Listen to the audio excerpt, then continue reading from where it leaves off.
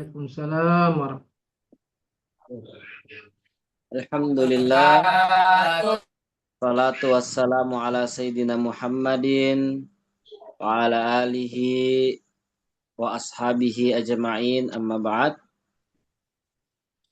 Atas nikmatnya Allah Subhanahu wa taala, kembali kita berkumpul pada malam hari ini dalam pengajian kitab Mursyidit Tilab karangan Alenan Reguruta Ki Haji Abdurrahman Ambo Dale. Salawat serta salam kita kirimkan kepada Nabi Allah Muhammad sallallahu alaihi wasallam. wasallam. Sebagaimana pengajian-pengajian sebelumnya, sebelum Ad-Doktor melanjutkan pengajiannya, ada salah seorang santri yang membaca terlebih dahulu. Kepada santri tersebut kami persilahkan dengan hormat.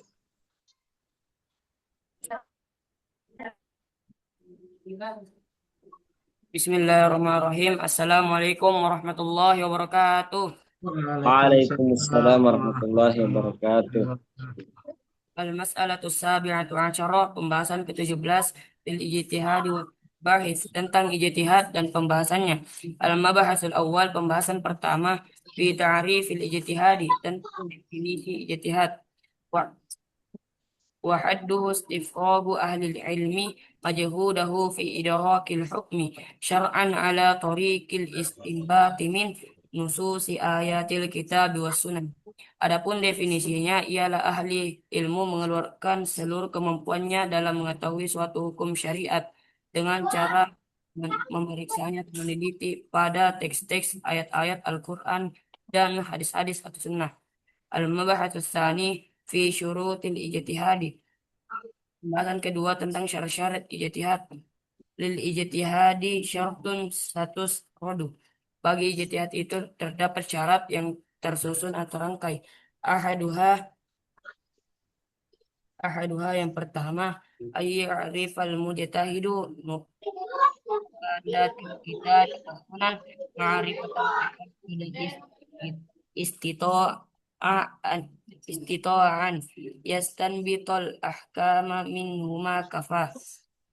Yang pertama, syarat pertama harus punya pengetahuan ayat Al-Quran dan Sunnah, dan dengan ilmunya itu dia dapat mengambil kesimpulan.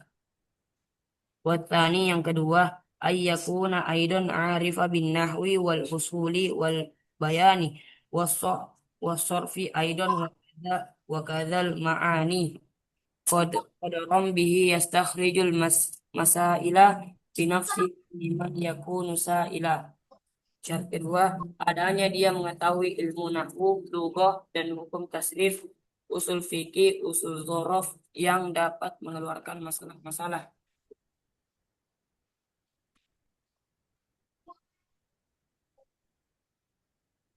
Masalah-masalah dengan sendirinya jika ada yang menanyakannya. Wa tsalitsu syuruti, syarat yang ketiga, kaunul mujtahid aliman bin nasikhil ladzi yarid fi nafsi ayatil kitabi was sunan kadzaka bil mansukhi fihi ma istabin bihaitsu yastati'u ayyumayyiza ma sahha fil hukmu awlan yanjuza. Yang ketiga, adanya mujtahid mengetahui ayat-ayat yang nasah yang terdapat dalam nasa-nasa ayat-ayat Al-Quran dan hadis atau sunnah. Juga begitu ayat atau hadis yang dinasa dalam keduanya, maka perjelaslah sehingga dia mampu membedakan apa yang sahih dalam suatu hukum atau yang salah. Al-mabahatus salis, pembahasan ketiga, fi hukmil mujtahid, tentang hukum mujtahid. Wa qadara al-jumhuru anna mujtahid imma musibu au khilafuhu wujid. Wa qala qaumun kullu mujtahidin faqad asaba fi ijtihadihi lam yu'tamad. Wa madhhabul jumhuri qad ya'tadid bi khairi qad sahha fi sanad. إذ قسم النبي ذاك المجتهد إلى مصيب وخلافه يرد. Baik. Jumhur ulama berpendapat bahwasanya mujtahid setelah berijtihad dia mungkin benar atau menyelisih kebenaran, dan pendapat lain setiap mujtahid yang berijtihad maka pasti benar. Tapi ini tapi ini pendapat tidak boleh dipegang, dan pendapat jumhur itu sudah ditetapkan dengan satu hadis yang sahih sanadnya, karena Nabi membagi mujtahid kepada mujtahid yang benar dan menyelisih kebenaran itu ada. Hadis riwayat Bukhari dan Muslim. Juga mujtahid benar dia dapat dua pahala, dan jika mujtahid itu salah dia dapat satu pahala karena usahanya berijtihad. Al-Mabhasul Rabi, pembahasan keempat, fi ijtihadil anbiya, tentang ijtihadnya para nabi. Al-ijtihad jaizun lil anbiya fima bihi salahu amri dunya wa hakadha fi tadbiril harbi wa wa nahwi wa nahwiha kama jara lin nabi wa ikhtalafu fil hukmi syar'i wa qaumun lam yarawhu lin nabi. Adapun ijtihad itu boleh untuk para nabi yang berkaitan dengan kemaslahatan dunia, dan juga begitu dalam mentadabburi al-harbi, dan contohnya sebagaimana yang terjadi bagi para nabi. Tapi berselisih para ulama dalam hukum syar'i. Ada sebagian ulama yang berpendapat itu tidak boleh bagi para nabi. Al-mas'alatu tsaminatu asyarah, pembahasan pembahasan ke-18, fi ijtihadi wa taqlidi, tentang ittiba dan taklid. Al-mabahasul awal, pembahasan pertama, fi ta'rifil ittiba'i wa hukmihi. Pembahasan pertama tentang definisi ittiba dan hukumnya. Al-ittiba'u akhdhu qawlil qaili bi syarti zikri hujjatin lisa'ili wa hukmuhu jawazu fi dinina li ayatin ma'lumatin min rabbina wa hiya qawluhu ta'ala fas'alu ahla dzikri fal muradu yahsul. Ialah ittiba mengambil perkataan seorang yang berpendapat dengan syarat menyebutkan hujjah dari orang yang bertanya, dan hukumnya itu boleh dalam agama kita, dan berdasarkan ayat yang diketahui dari Tuhan kita, yaitu firman-Nya Allah Ta'ala, maka bertanyalah kepada ahli ilmu jika kamu tidak mengetahuinya, maka hukum ini telah memenuhinya. Al-Mabahatus Tsani, pembahasan kedua, fi haddit taklidi wa hukmi, tentang definisi taklil dan hukumnya. Wa haddu qabulu qawlil ghairi min adami dzikri hujjatin fi ma zukin. Wa taqlidu fil furu'i jaiz wa huwa fil usuli ghairu jaiz. Iz yuktafa bi dhanni fil furu'i wa laysa fil usuli kal furu'i. Pembahasan kedua, adapun definisinya menerima ucapan orang lain tanpa menyebutkan dalil terhadap apa yang dimengerti. Taklid dalam hal furu itu boleh, adapun dalam perkara akidah itu tidak boleh. Karena cukup dengan prasangka dalam furu, sedangkan masalah usul itu bukan masalah furu. Walas. Nah, barakallahu fiik, mumtaz. Ya, Oh, kemudian langsung saja kami persilakan kepada Dr. Al-Hajj Umar Mansur Ar-Rahimi untuk melanjutkan pengajian sebelumnya. Tafadhal Syekh. Bismillahirrahmanirrahim. Alhamdulillahi rabbil alamin. Wassalatu wassalamu ala asyrafil anbiya'i wal mursalin wa ala alihi wa sahbihi wa sallam. Amma ba'd. Alhamdulillah, kita kembali melanjutkan kajian kita pada malam hari ini. Lanjutan pembahasan kitab Mursyidit Tullab karya Andre Guruta Abdurrahman Abu-Dalle rahimahullah ta'ala rahmatan wasi'ah. Kita masuk pembahasan al-mas'alatu tasi' asyar. Al-mas'alatu at-tasi'u asyar. Pembahasan yang ke-19. Pembahasan yang ke-19. Fi ta'arudil dalilaini. Fi ta'arud ad-dalilaini. Tentang pertentangan terhadap atau di dalam terhadap dua dalil. Tentang pertentangan antara dua dalil. atau lebih. Ada perselisihan, ada apa hukum yang bertolak belakang antara dua dalil. Satu dalil mengharamkan, satu dalil membolehkan. Satu melarang, satu memerintahkan. Ini sesuatu yang bertentangan. Ada dua dalil atau lebih yang bertentangan. Bagaimana menyikapinya tentang dua dalil yang nampak ada pertentangan? Wa fihi mabahis. Ada beberapa masalah pembahasan, ada beberapa pembahasan dalam masalah ini. Al-mabhasul awal, pembahasan yang pertama fi ta'rif ta'arud, tentang definisi ta'arud. Bagaimana, apa yang dimaksud dengan ta'arud? Pertentangan, perselisihan. Kata Andre Gurta, huwa iqtida'u ahadin nassaini. Huwa iqtida'u ahadin nassaini khilafa ma tastad'ihi tsani ka wa ulatil ahmali aridat atau aradat walladzina yutawaffawna atat. Huwa, kata Antegrutta, huwa iqtida'u ahadin nassaini, yaitu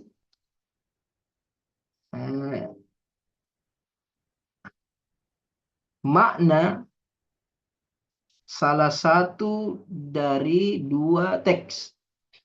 Iqtida' itu artinya kandungan hukum, makna yang dikandung oleh salah satu dari dua nas. Apakah Al-Quran dengan Al-Quran, hadis dengan hadis, atau antara Al-Quran dan hadis. Yang jelas ada dua nas atau lebih dari Al-Quran maupun dari sunnah, khilafa ma tastad'ihi tsani, menyelisihi apa yang diinginkan nas yang kedua. Salah satu dari dua nas menunjukkan sesuatu yang berselisih dengan apa yang ditunjukkan pada nas yang kedua. Maknanya, kandungannya, nas yang pertama bertentangan atau berselisih, bertolak belakang dengan apa yang dikandung, yang ditunjukkan oleh nas teks yang kedua. Seperti firman Allah Subhanahu wa taala di surah At-Talaq, wa ulatul ahmali wa ulatu al-ahmali ajaluhunna ay yada'na hamlahun. At-Talaq ayat 4. Wa ulatul ahmali, wanita-wanita yang hamil. Wa ulatul ahmali, wanita-wanita yang mengandung, yang sedang hamil. Ajaluhunna ayyada'na hamlahunna, masa iddahnya, ajaluhunna itu ya masa iddah mereka sampai melahirkan kandungannya, Jadi ayat ini, ayat At-Talaq ayat 4 menunjukkan bahwa wanita yang sedang hamil ketika dia diceraikan atau suaminya wafat,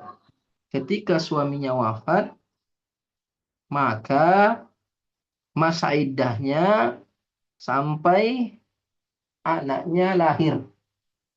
Jadi kalau anaknya lahir 1 hari setelah suaminya meninggal, maka besoknya sudah bisa dia menikah. Sudah lepas dari masa iddah. Atau dia lahir setelah 9 bulan, berarti 9 bulan masa iddahnya. Jadi bisa lama, bisa cepat, tergantung kapan anaknya lahir. Itu ayat yang pertama. Aradat, ayat ini menyelisihi atau bertentangan dengan ayat walladzina yutawaffawna minkum wa yadharuna azwajan yatarabbasna bi anfusihinna arba'ata ashhurin wa asyra. Ini surah Al-Baqarah ayat 234. Walladzina yutawaffawna minkum, orang-orang yang ditinggalkan mati oleh suaminya, atau orang-orang yang meninggal di antara kalian, wa yadharuna azwajan, dan meninggalkan seorang istri. Orang-orang yang diwafatkan di antara kalian dan meninggalkan seorang istri, yatarabbasna bi anfusihinna arba'ata asyhurin wa asyra, maka istri tersebut harus menjalani masa iddah selama 4 bulan 10 hari. 4 bulan 10 hari. Ini orang yang meninggal suaminya. Wanita atau istri yang meninggal suaminya, maka dia tidak boleh menikah atau dilamar atau bersolek, nggak boleh keluar rumah masa iddah selama 4 bulan 10 hari. Nah, ini ayat yang kedua ini datang dengan makna yang berbeda dengan ayat yang pertama. Yang pertama katakan wanita hamil itu masa iddahnya sampai dia lahir, sampai melahirkan. Bisa 4 bulan, bisa kurang, bisa lebih. Sedangkan ayat yang kedua dan tidak. Wanita itu kalau diceraikan, maka masa iddahnya adalah wanita itu kalau meninggal suaminya, masa iddahnya adalah 4 bulan 10 hari. Jadi nampaknya ini 2 ayat bertentangan, tapi sebenarnya 2 ayat ini tidak bertentangan, tapi itulah makna ta'arud zahirnya yang nampak seperti bertentangan, padahal hakikatnya tidak bertentangan. Karena ulama sepakat bahwasanya tidak ada pertentangan pada ayat-ayat Al-Quran dan hadis-hadis Nabi Sallallahu Alaihi Wasallam. Tidak mungkin ada pertentangan antara nas-nas Al-Quran dan As-Sunnah. Kenapa? Karena semuanya dari Allah Subhanahu Wa Taala. Tidak mungkin Allah mengatakan haram kemudian di waktu yang bersamaan mengatakan halal. Allah berfirman, afala yatadabbaruna al-Qur'an walau kana min 'indi ghairillahi lawajadu fihi ikhtilafan katsira. Apakah mereka tidak memperhatikan, tidak mentadabburi, tidak mencermati Al-Qur'an? Seandainya Al-Qur'an itu dari selain Allah, maka mereka akan mendapatkan perselisihan yang banyak. Tapi karena Al-Quran itu datang dari Allah, maka tidak mungkin ada perselisihan di dalamnya. Allah berfirman, la ya'tihil batilu min baini yadayhi wala min khalfihi tanzilun min hakimin hamid. Al-Quran itu tidak akan mungkin ada kebatilan di dalamnya. Kenapa? Karena Al-Quran itu diturunkan oleh Al-Hakim yang maha bijaksana, Al-Hamid yang maha terpuji. Tidak mungkin ada sesuatu yang bertentangan. Kalau bertentangan berarti batil. Begitu pula dengan hadis-hadis Nabi. Tidak mungkin bertentangan antara satu hadis dengan hadis yang lain. Tidak mungkin bertentangan dengan ayat-ayat Al-Quran. Kenapa? Karena hadis-hadis Nabi juga wahyu. Firman Allah. Secara tidak langsung. Karena Allah mengatakan, wa ma yantiqu 'anil hawa in huwa illa wahyun yuha. Tidak ada yang disampaikan kecuali dengan hawa nafsunya. Kecuali itu adalah wahyu yang diwahyukan kepadanya. Jadi hadis Nabi adalah wahyu, tidak mungkin bertentangan satu dengan yang lainnya, begitu pula tidak mungkin bertentangan dengan ayat Al-Quran. Jadi yang dimaksud dengan ta'arud di sini ta'arud secara zahir, secara nampak, sepertinya, secara zahirnya atau nampaknya dua ayat seperti yang dicontohkan Regul tak bertentangan karena ayat pertama mengatakan wanita yang wafat itu masa iddahnya, wanita yang suaminya wafat masa iddahnya jika dia hamil maka masa iddahnya sampai dia melahirkan. Nah, kalau ayat yang kedua mengatakan 4 bulan 10 hari. Secara zahirnya, tapi hakikatnya tidak bertentangan. Kenapa? Karena ayat pertama itu secara khusus masa iddah untuk wanita hamil. Sedangkan ayat yang kedua masa iddah untuk wanita yang tidak hamil. Jadi tidak ada pertentangan. Zahirnya bertentangan, tapi hakikatnya tidak. Karena ayat pertama kondisinya beda, ayat kedua kondisinya berbeda. Sehingga tidak bisa dipertentangkan. Jadi kalau ada wanita, dia diceraikan atau suaminya wafat, maka kita lihat. Kalau dia sedang hamil, maka masa iddahnya sampai dia melahirkan. Tapi kalau dia tidak hamil dan suaminya meninggal, maka masa iddahnya 4 bulan 10 hari. Tapi kalau dia diceraikan salah satu quru sampai 3 kali haid. Jadi tidak ada pertentangan secara hakiki, yang ada pertentangan secara zahirnya saja. Kemudian selanjutnya al-mabhas Asani fima yuf'al fit ta'arud, tentang apa yang mesti dilakukan terhadap nas-nas yang nampaknya bertentangan, nas-nas yang nampaknya bertentangan. Apa yang harus kita lakukan? Bagaimana kita menyikapinya? Apakah kita mengatakan, oh ada pertentangan dalam Al-Quran, berarti Al-Quran ada batil? Tidak. Harus kita menyikapinya seperti langkah-langkah yang akan disebutkan oleh Andre Gurutta di bawah ini. Kata beliau, ta'arudun nassaini fil ahkami yajibu wahidun minal aqsami, yajibu wahidun minal aqsami ahaduha al-hukmu bi syarhi ma sabaq, al-hukmu bi syarhi ma sabaq in ulima at-tarikhu fihi mastuhiq wa in jahilna wa in jahlina atau jahilna wa in jahilna waqta kullin qad qamin al-hukmu fihima bithani istaban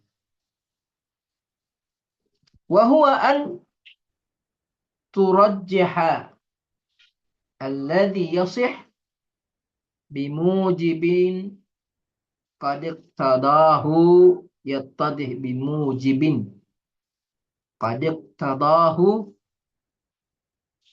bimujibin qad iqtadahu bimujibin qad iqtadahu yattadih wa in yakun tarjihuna qad inhadhar wa in yakun tarjihuna qad inhadhar fal hukmu biqismin thalithin haitsu dhahar imkanu jam'in baina kullin minhuma wa haitsu la imkana fa'dil anhuma li akhri naw'in ghairiha haitsu hasal wa bihaytsu al-istidlalu ma huwa aqal.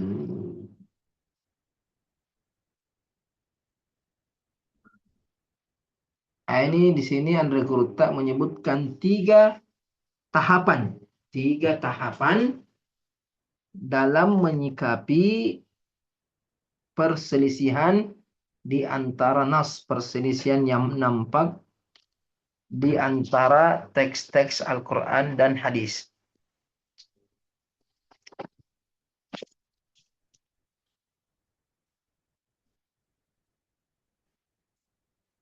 Yang pertama, kata Andre Gurta, ta'arudun nassaini fil ahkami. Perselisihan yang nampak pada dua teks dalam hukum-hukum. Jika ada dua nas atau lebih bertentangan dalam satu hukum, yajib wahidun minal aqsam, maka wajib dilakukan salah satu dari pembagian berikut ini atau tahapan berikut ini. Ya, wajib kita mengambil langkah, salah satu dari langkah-langkah yang disebutkan berikutnya. Ahaduha, langkah yang pertama yang harus dilakukan, al-hukmu bisyarhi ma sabaq. Hukum ditetapkan pada nas yang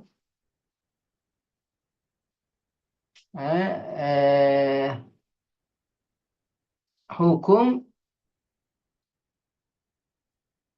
dijelaskan, hukum al-hukmu bi syarhi ma sabaq. Hukum menghapuskan apa yang terdahulu.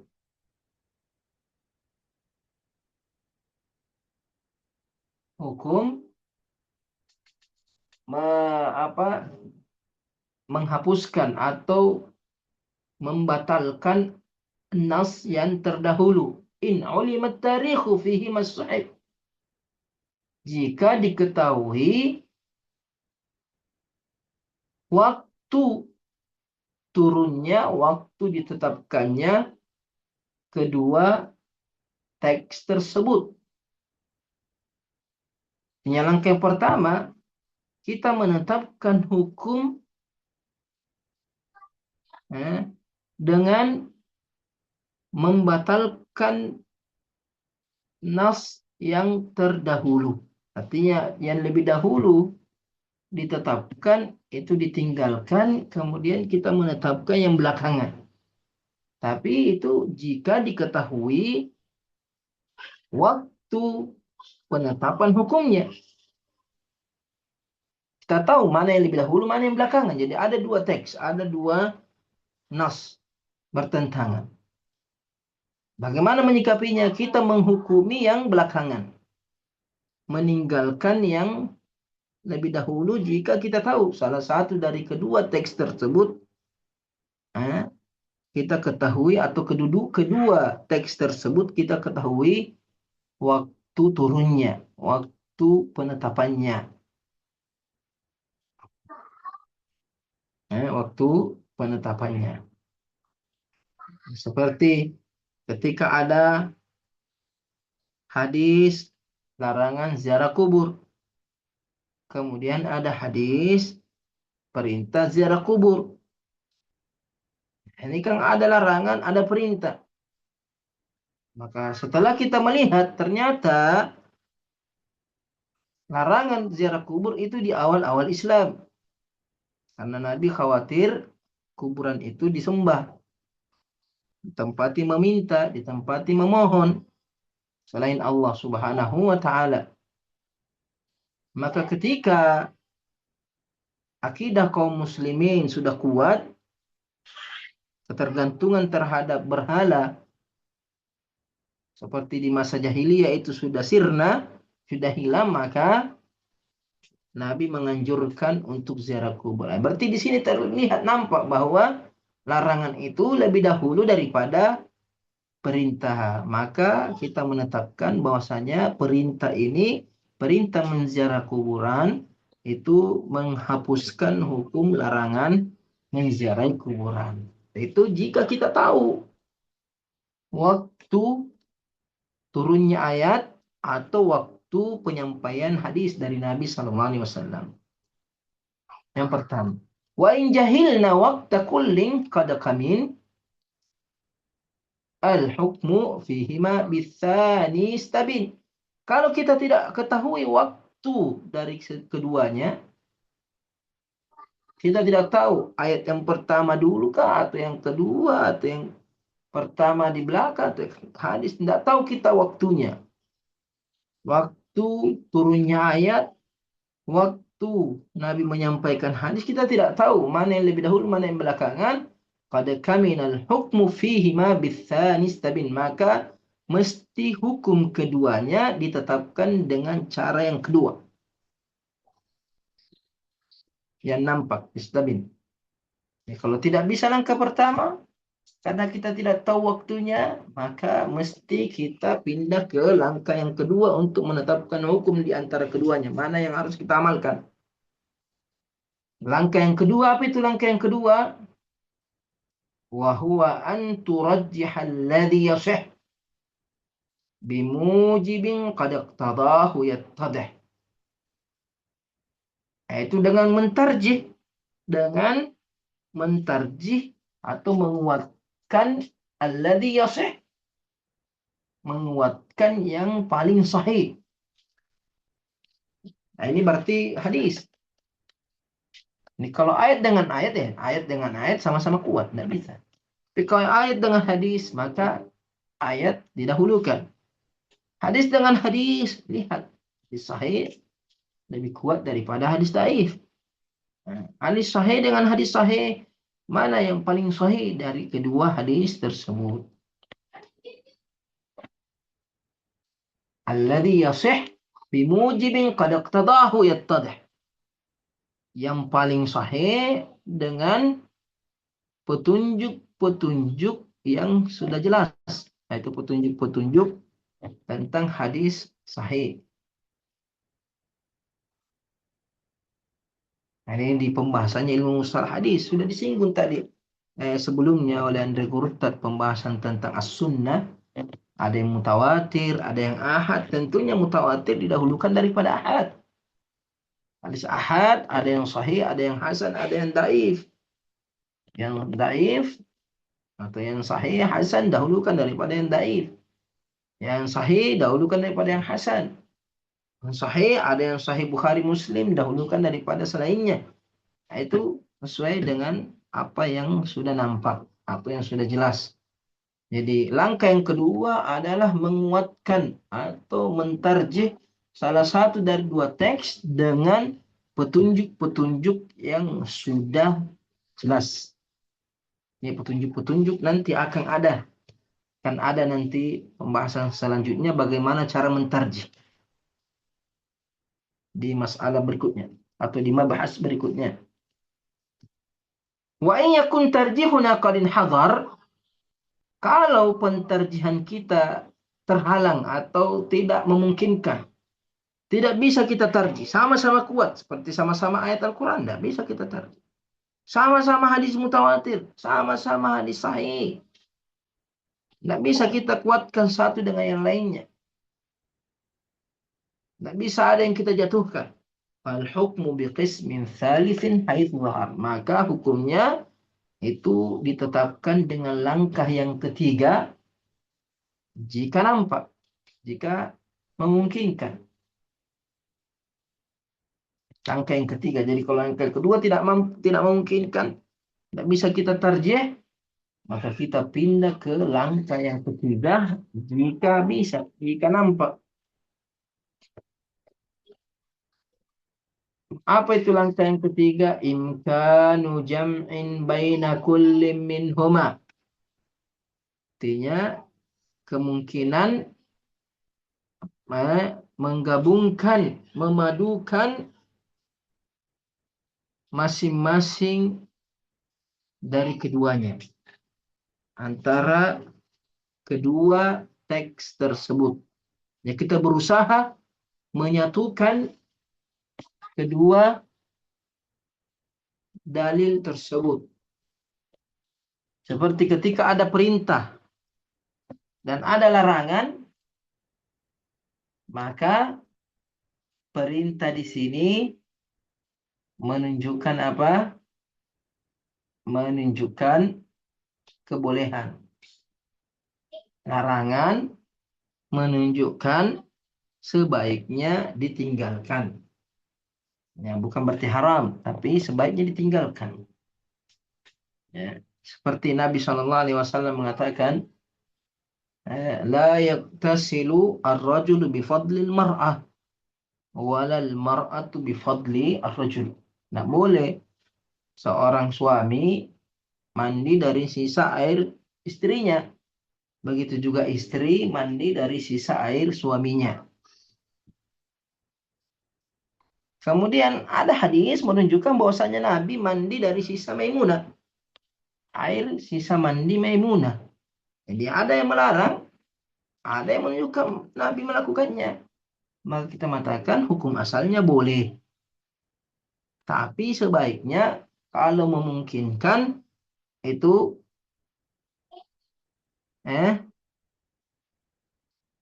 suami istri itu mandi secara bersamaan, bukan mandi dari sisanya.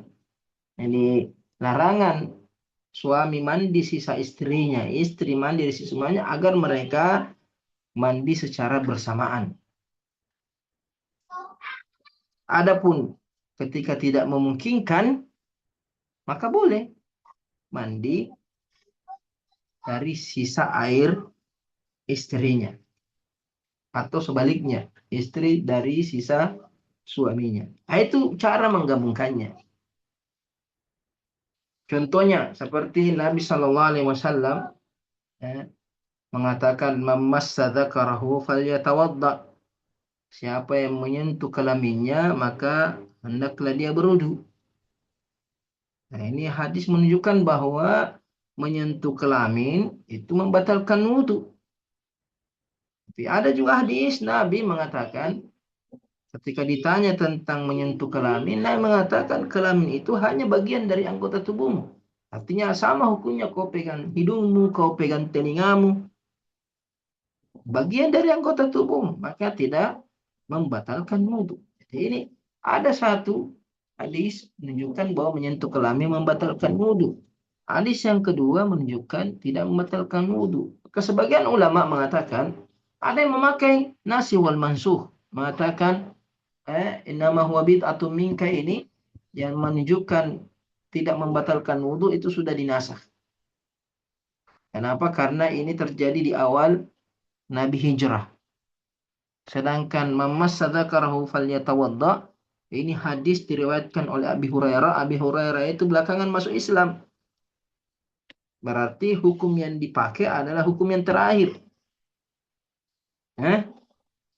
Ada juga yang mengatakan metode tarjih, mengambil metode tarjih. Mengatakan ada yang mentarjih hadis pertama, ada yang mentarjih hadis yang kedua. Selisih pendapat ulama. Ada yang menguatkan hadis yang pertama, ada yang menguatkan hadis yang kedua. Yang menguatkan hadis yang pertama berarti menyentuh kelamin batal wudunya. Yang menguatkan hadis yang kedua berarti menyentuh kelamin tidak membatalkan wudu. Ada yang pakai metode jam', imkaniyatu jam'in, imkanu jam'in. Metode yang ketiga mengatakan perintah berwudu yang menyentuh kelamin itu perintah menunjukkan kebolehan, istihbab, anjuran. Artinya siapa yang menyentuh kelaminnya maka hendaknya dia berwudu, tapi tidak membatalkan wudu. Hanya perintah sunnah. Sedangkan hadis yang kedua menunjukkan tidak membatalkan wudu. Ada juga yang mengatakan Kalau menyentuh kelamin mengundang syahwat, membuat syahwatnya naik, ada tegangan, ada yang mengeras, maka batal wudhunya. Tapi kalau dia memegang, menyentuh kelaminnya, tapi tidak ada reaksi, sama seperti dia menyentuh telinganya, tidak ada syahwat, menyentuh hidungnya tidak ada syahwat, maka menyentuh kelaminnya juga ketika tidak ada syahwat tidak membatalkan wudhu. Mengatakan yang menentukan adalah syahwat. Nah, ini metode jam, artinya tidak menganggap ada nasikh mansukh, tidak menganggap ada yang harus dijatuhkan, tapi berusaha memadukan. Jadi perintah berwudu bagi yang menyentuh kelaminnya itu bagi yang bersyahwat. Sedangkan Nabi mengatakan kelamin itu bagian dari tubuh kalian, itu kalau tidak bersyahwat, tidak perlu berwudu. Ini langkah yang ketiga. Dan banyak lagi hadis-hadis atau contoh-contoh lainnya. Kata Regruta, wahaitsu la imkana fa'dil anhuma. Ini tahapan yang keempat. Kalau tidak memungkinkan juga dipadukan, tidak mungkin juga dikolaborasikan, tidak bisa diamalkan kedua dalil tersebut, fa'dil anhuma, maka tinggalkan keduanya. Kan dua dalil tersebut tidak bisa diamalkan, atau bukan berarti tidak diamalkan, artinya seorang mujtahid ketika langkah pertama dia tidak bisa dapatkan, langkah kedua tidak, maka dia namanya tawakkuf fa'dil anhuma, berhenti untuk mengamalkan, artinya dia tawakuf sampai ada petunjuk atau ada orang lain yang memberikan dia jalan keluar. Li'akhdhi naw'in ghairiha haitsu asal, untuk mengambil langkah yang lainnya jika memungkinkan atau jika ada. Ya bisa jadi dia tidak tahu mana yang dahulu. Ternyata lama-kelamaan dia tahu ternyata ayat pertama dinasah, ayat kedua yang menasah. Nah, makanya dia tawakuf dulu, berhenti dulu, tunggu dulu. Jangan mengamalkan salah satu dari keduanya sampai ada petunjuk baru. Fa'dil anhuma li'akhdhi naw'in ghairiha haitsu hasad.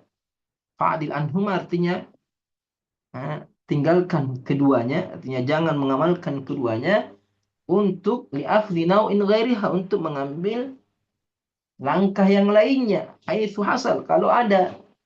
Wa bihaitsu al-istidlalu ma huwa aqal, atau mengambil dalil yang paling rendah, paling kecil, petunjuk yang paling kecil. Artinya minimal ada petunjuk yang menguatkan salah satu dari dua dalil tersebut. Ketika tidak ada petunjuk, maka dia berhenti dulu sampai ada petunjuk. Mungkin dia dapatkan nasikh wa mansukh, dia dapatkan tarikhnya, waktu turunnya ayat, waktu penyampaian Nabi, atau dia dapatkan penguat antara satu dari dua hadis tersebut, kemudian dia mentarjih, atau dia mendapatkan pemahaman bagaimana cara memadukan kedua dalil tersebut, atau ada orang yang beri dia petunjuk. Nah, ini 4 langkah. Langkah yang pertama, nasikh wal mansukh. Salah satunya dinasakh oleh yang lainnya, tapi dengan syarat kalau tahu waktunya. Kemudian yang kedua, dia mentarjih kalau ada penguat salah satu dari keduanya. Kemudian yang ketiga, dia berusaha memadukan dua nas tersebut kalau memungkinkan untuk dipadukan. Kalau tidak, maka dia berhenti menunggu sampai ada penguat atau ada petunjuk-petunjuk lain yang bisa dia amalkan.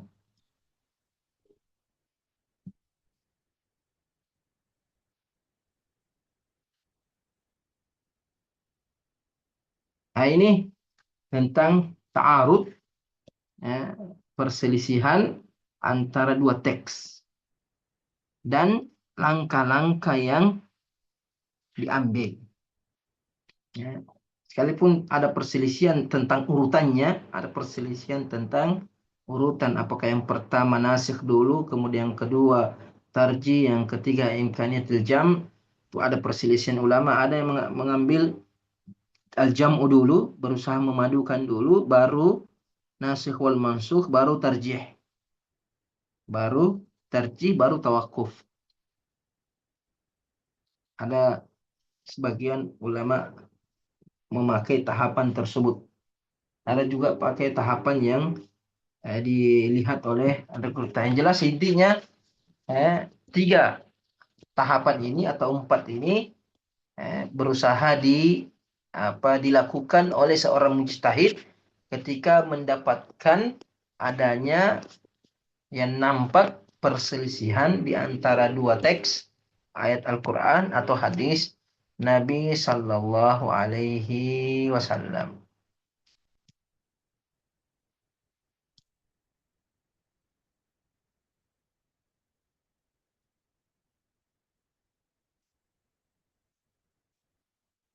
Sampai di sini dulu karena pembahasan berikutnya ini tentang tarjih.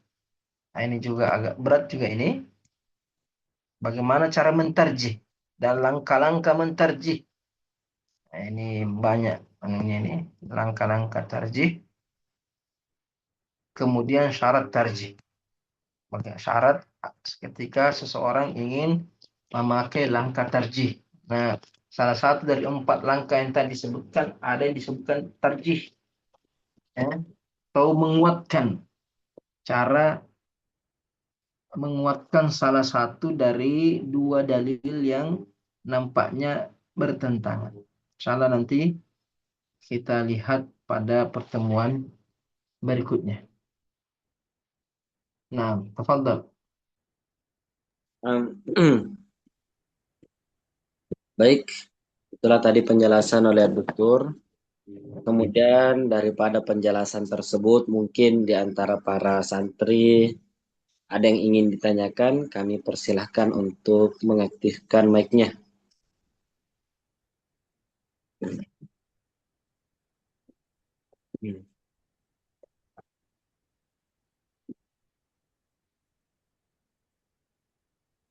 Udah lama selesai lagi nih, Chef. 2 pertemuan lagi atau 3? Masya Allah. Insyaallah. Memang agak berat memang yang belakang ini, tapi ya penutup. Namanya aja penutup. Biasanya memang kitab ya belakang-belakang itu agak berat. Tarjih. Karena sudah praktek pengamalan sebenarnya. Baik. Insya Allah jaringan. Itulah tadi penjelasan oleh Dokter. Kemudian kami kembali memohon kepada Dokter untuk memimpin doa. Tafadhal, Syekh. Bismillahirrahmanirrahim. Alhamdulillah rabbil alamin. Wassalatu wassalamu ala asyrafil anbiya'i wal mursalin wa ala alihi wasallam. Allahumma inna nas'aluka al-huda wat tuqa wal afafa wal ghina. Allahumma inna na'udzubika min al-'ajzi wal kasali wal jubni wal hamli wal bukhl. Allahumma 'allimna ma yanfa'una wanfa'na bima 'allamtana. Allahumma rabbi zidna ilma. Allahumma inna na'udzubika min ilmin la yanfa'u min qalbin la yakhsha min nafsin la tashba'. ومن دعاء لا يستجاب له. اللهم اغفر لنا ولوالدينا وارحمهما كما ربيانا صغارا. اللهم ربنا آتنا في الدنيا حسنة وفي الآخرة حسنة وقنا عذاب النار. وصل الله على سيدنا محمد وعلى آله وصحبه وسلم والحمد لله رب العالمين.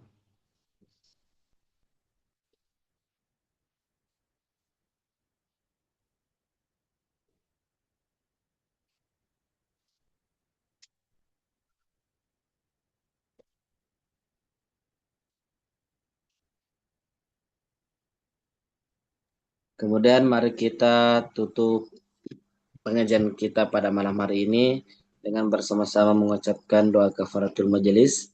Subhanakallahumma bihamdika la ilaha illa anta astaghfiruka wa atubu ilaik. Billahi taufiq wa ta'awatu wal irsyad. Wassalamualaikum warahmatullahi wabarakatuh. Waalaikumsalam warahmatullahi wabarakatuh.